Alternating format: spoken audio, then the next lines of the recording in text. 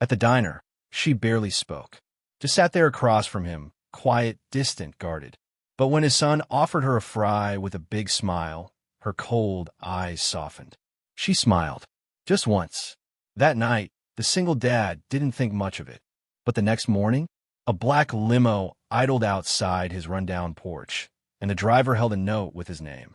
Before we dive in, drop a comment with where you're watching from, and don't forget to hit subscribe for more videos like this. Let's begin. It started on a rainy Thursday night in a nearly empty diner just off the I-87. The kind of place that smelled like old coffee, cleaning spray, and grease clinging to cracked vinyl seats.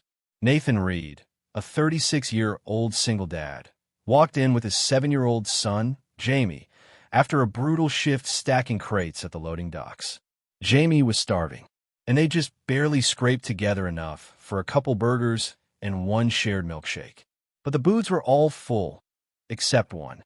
A slim, well-dressed woman sat alone, staring out the window, untouched coffee in front of her. Her long brown coat was designer. He could tell that much even if he didn't know brands. But her face? Tired, haunted, like someone who hadn't slept in days. "You mind if we join you?" Nathan asked, gesturing politely. She didn't answer right away, just studied him and the boy, then gave the faintest nod. They sat down. Awkward silence at first. Nathan didn't push. Jamie, though, oblivious. The kid was sunshine wrapped in denim and mud. He smiled wide, lifted a crinkle-cut fry, and offered it to her. She blinked, looked at Jamie, then took the fry with a slow, almost uncertain hand. "Thanks," she said softly. Jamie grinned. "You looked sad." Nathan flushed. "Jamie," but she smiled again. "No, he's right." The waitress came by, took their orders. The woman didn't order anything else. Just sipped her cold coffee and listened to them talk about school, dogs, and Nathan's frustration with his broken-down truck. And then, as the rain beat harder outside, Nathan finally asked, "You okay, miss?" She looked at him, long and hard. "Do you always ask strangers that?" "No," he replied. But tonight felt like a night where someone should. Her name was Ava. No last name. No details. She left a $100 bill on the table when she left, way more than her coffee cost. Nathan tried to stop her, but she'd already disappeared into the night. He thought that would be the end of it. But the next morning, just after sunrise, a black limo pulled up in front of his tiny house. A man in a suit stepped out. "Mr. Reed?" Yeah." The man handed him a sealed envelope. Nathan opened it. Inside was a handwritten note. "Thank you for the kindness no one else offered. I'd like to return the favor. Ava Kingsley." His heart skipped. Ava Kingsley? As in the reclusive billionaire heiress who vanished from public life 2 years ago? And that limo? Still waiting. For him. Nathan stood frozen on his porch, barefoot, holding the envelope like it might vanish. Jamie tugged at his hoodie, still rubbing sleep from his eyes. Who's that guy? Why's he got a car like the president?" The man in the suit smiled politely. "We've been instructed to wait. Ms. Kingsley is requesting your company this morning." Nathan blinked. "Wait, this isn't some scam." The driver gave him a card. Black, embossed, clean. Ava Kingsley. KIG Holdings. That name. That company. Real estate. Tech global influence. He'd seen her name on headlines next to CEOs and senators before she disappeared. But he remembered her most from a news story about a plane crash. Her family died. She survived. Then she dropped off the grid. Why she was in a greasy spoon diner in a small New York town last night. No idea. But she'd remembered him. Still wearing flannel pajama pants and an old hoodie. Nathan laughed awkwardly. "You are sure you've got the right guy?" "Mr. Nathan Reed. Dock worker. Single father to Jamie Reed. Lives here. You are the right man." His stomach twisted. "You know about us?" "Ms. Kingsley made inquiries after your kindness. She doesn't forget gestures like that." Jamie whispered, "Dad, are we in trouble?" Nathan looked at the limo, then down at his son. "You want to go for a ride?" Jamie beamed. "Can we bring a milkshake?" The limo smelled like leather and citrus. Jamie bounced on the seat, while Nathan tried not to panic. It was surreal, as they pulled through quiet neighborhoods, then sped past fields and through a gated estate, so wide it felt like driving into another world. Nathan could barely breathe. They stopped in front of a mansion with white stone pillars, glass walls, and trimmed hedges so perfect they looked fake. The driver opened the door. "She's waiting inside." Nathan stepped out, legs shaky. Jamie held his hand tightly. Inside, a woman with short black hair and a radio in her ear greeted them. "Follow me." The hallway stretched forever. Expensive art, polished floors, security cameras. Finally, they reached a sunlit conservatory. And there she was, Ava Kingsley, hair tied back now, wearing jeans and a simple sweater, standing barefoot by a piano. She looked so different from the woman at the diner, but her eyes were the same. "Told you I owed you one," she said softly. Nathan tried to speak. Couldn't. Jamie waved. "Hi again." Ava laughed. "Hey there, little man." Nathan found his voice. "So what is this? Why us?" She sat down on the edge of a low sofa. "You didn't ask for anything. Everyone I meet, they want favors, deals, money. But you just gave me space. Your son shared a fry. You looked at me like I was human." He said nothing. She continued, voice tight. "I've been sitting in that diner for hours. I was debating something dark, ending everything, actually." Nathan's heart froze. But then this little boy smiled at me. And his dad, who looked just as worn out as me, asked if I was okay. No cameras. No pretending. Ava stood, walked over to Jamie, crouched to his level. "You saved my life, little guy." Jamie blinked. "I did." She smiled. "You really did." Then she looked at Nathan. "And I'd like to return the favor. Whatever you want. A job. A home. A future." Nathan's throat tightened. "I didn't do it for anything. You don't owe me." "I know," she said. "That's why I trust you." Before he could answer, another woman appeared. "Miss Kingsley? The Tokyo call is ready." Ava nodded. "Give me 5. She looked back at Nathan. "Stay here tonight. Both of you. There's a guest house. No pressure. Just think. Then come find me in the morning, and we'll talk about what you want for a change." Then she was gone. Nathan looked around the palatial space. Jamie tugged his sleeve. "Dad." "Yeah, bud. Is this a dream?" Nathan exhaled slowly. "I really don't know, kiddo." The guest house wasn't just a guest house. It was bigger than Nathan's entire apartment building. The ceilings vaulted like a cathedral. Jamie ran around exploring everything.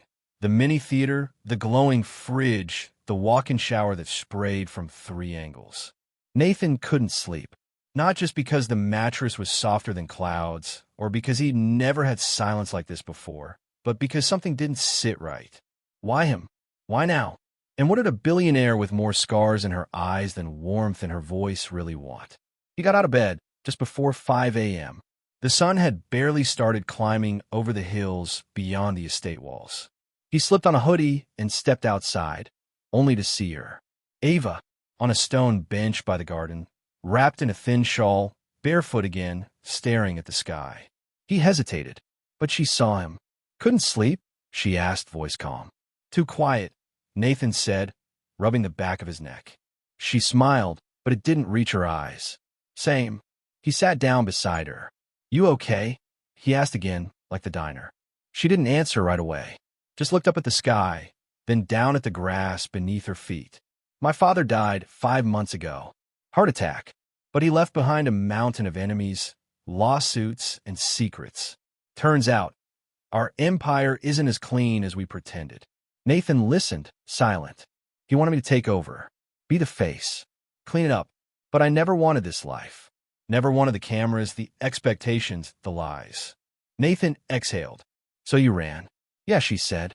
"But they dragged me back. And then, just this week, the board gave me an ultimatum. Public appearances, proof of stability, a full rebranding, or they replace me." Nathan frowned. "So, you needed a PR move?" She looked at him then, sharp. "No, I needed a reason not to lose myself." A long pause. Then Ava added, "You and Jamie reminded me who I used to be, before everything broke." Nathan leaned forward, elbows on his knees. "I'm just a guy trying to raise a good kid. That's it. I don't know anything about your world." "I don't want you to," she said firm. He turned to her, confused. "I want you." The man who offered a stranger a booth without knowing who she was. The man who smiled at me like I wasn't shattered inside. And I want Jamie to feel what it's like to not have the world on his shoulders. even if it's just for a while. He swallowed hard. Ava, this is too much. You're talking like, I'm offering a job. Nathan, she interrupted. A position here, on this estate. Head of security. I need someone I can trust. Not a guard. A real protector. Someone who sees beyond the surface. Nathan blinked. I haven't been in security since before Jamie was born. And even then, it was just loss prevention at a warehouse. Ava stood up slowly. I read your file. You were military police. Discharged honorably. You just never went back. That was a lifetime ago. I'm not asking you to be someone you're not, she said softly. I'm asking you to stand by me while I figure out who I'm supposed to be. He stared at her, heart pounding. And Jamie, he asked. He'd go to the best school. I already made the call. And if he hates it, we'll find one he loves. Nathan exhaled. This was insane.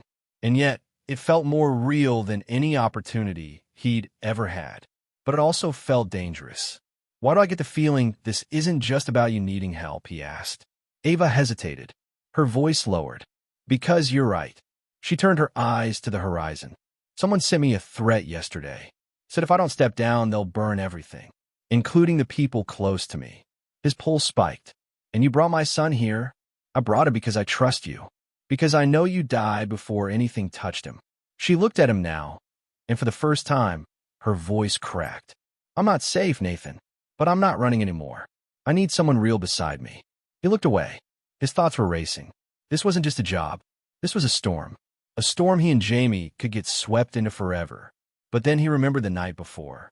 Jamie's laughter, Ava's soft smile, and his gut said, she needs someone who won't let her fall again. Nathan looked back at her. I'll take the job. Ava blinked. Are you sure? One condition, he said. She tilted her head. What? If I'm staying, then I'm not just a bodyguard. I'm part of this family. For a split second, she looked like she might cry. Instead, she nodded. Deal. By Monday morning, Nathan was no longer just a single dad in flannel shirts and steel-toe boots. He now wore a fitted black polo, carried a radio on his hip, and had access to every corner of the Kingsley estate. His job? Unofficially, protect Ava. Officially? Estate security supervisor. He wasn't just watching over a mansion. He was watching over a woman who trusted almost no one. Jamie, meanwhile, was adjusting to a world he'd only seen on television. Chauffeured to school in a luxury sedan. A private tutor in the afternoons. A bedroom the size of their old apartment. The kid tried to stay humble. He still helped the gardener water flowers. But Nathan saw how his boy's eyes lit up around Ava. And Ava? She was changing too. Gone was the guarded shadow he met in that diner booth. Now, she was calm but commanding. Every step she took echoed authority. But Nathan noticed something beneath it. Moments where her hands trembled when no one was watching. She still hadn't told him everything. But the weight she carried was cracking her. And then came the first warning. It was a Tuesday evening. Jamie had just fallen asleep watching a movie on the plush guesthouse couch. Nathan was making coffee in the tiny kitchenette when his earpiece crackled. Mr. Reed, the tech guard said, you better get to the east perimeter. Now. Nathan bolted out the door, flashlight in hand. When he reached the trees lining the eastern fence, 3 guards were already there, staring at something nailed to the bark of a birch tree. A photo of Ava and Jamie, taken from behind a row of bushes. At the bottom, a note scribbled in thick red marker. She has weaknesses. You gave her one. Nathan's heart dropped. How the hell did they get this close? He snapped. No cameras triggered, the guard said. This was planted, quietly, by someone who knew our blind spots.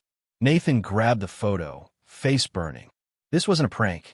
This was personal, and whoever left it had gotten way too close. Back inside, he found Ava pacing in her study. Before he said a word, she froze. You found it, didn't you? His jaw clenched. You knew. I was warned. Last night, a text, anonymous, said they'd come for anyone I brought into my life. Why the hell didn't you tell me?